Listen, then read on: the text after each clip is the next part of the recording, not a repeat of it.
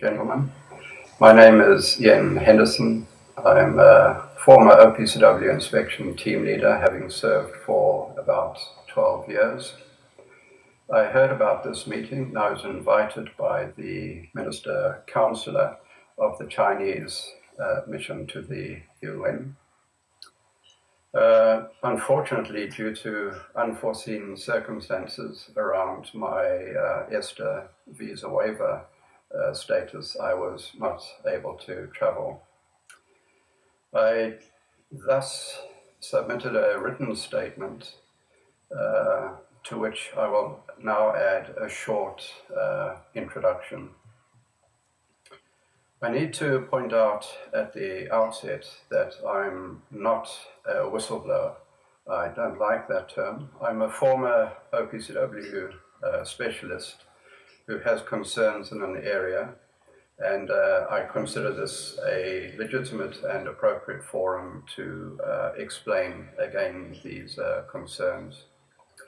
Secondly, I must point out that I hold the OPCW in the highest regard, as well as the professionalism of the staff members who work there. The organization is not broken, I must stress that. However, the concern I have does relate to some specific management practices in certain sensitive missions.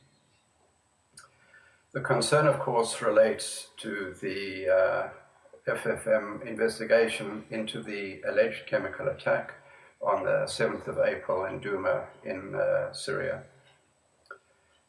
My concern, which is shared by a number of other inspectors, relates to the subsequent management lockdown and the practices in the later analysis and compilation of a final report. There were two teams deployed. One team, which I joined shortly after the start of field deployments, was to Douma in Syria. The other team deployed to country X. The main concern relates to the announcement in July 2018 of a new concept, the so-called FFM core team, which essentially resulted in the dismissal of all of the inspectors who'd been on the team deployed to locations in Douma and had been following up with their findings and analysis.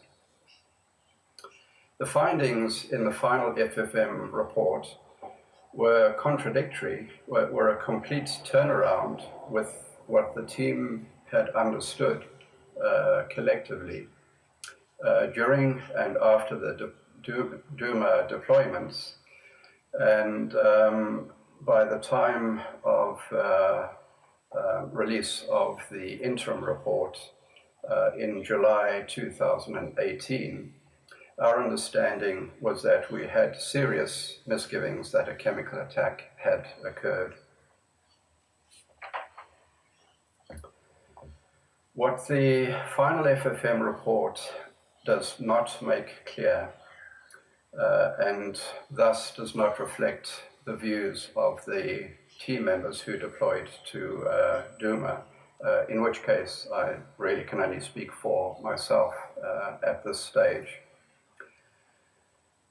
The report did not make clear what new findings, facts, information, data, or analysis in the fields of witness testimony, toxicology studies, chemical analysis, and engineering and/or ballistic studies had resulted in a complete turnaround in the situation from what was understood by the majority of the team and the entire Douma team in July 2018.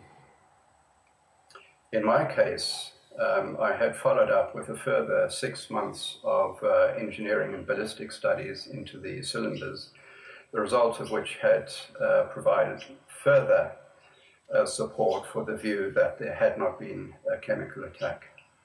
This needs to be properly resolved, we believe, through the rigors of science and engineering. In my situation, it's not a political debate. I'm very aware that there is a political debate surrounding this. Perhaps a closing comment from my side is that I was also the inspection team leader who developed and launched the inspections, the highly intrusive inspections of the Barza SSRC facility just outside Damascus. And I did the inspections and wrote the reports for the 2 inspections prior to and the inspection after the chemical facility or the laboratory complex at Barza SSRC had been destroyed by the missile strike.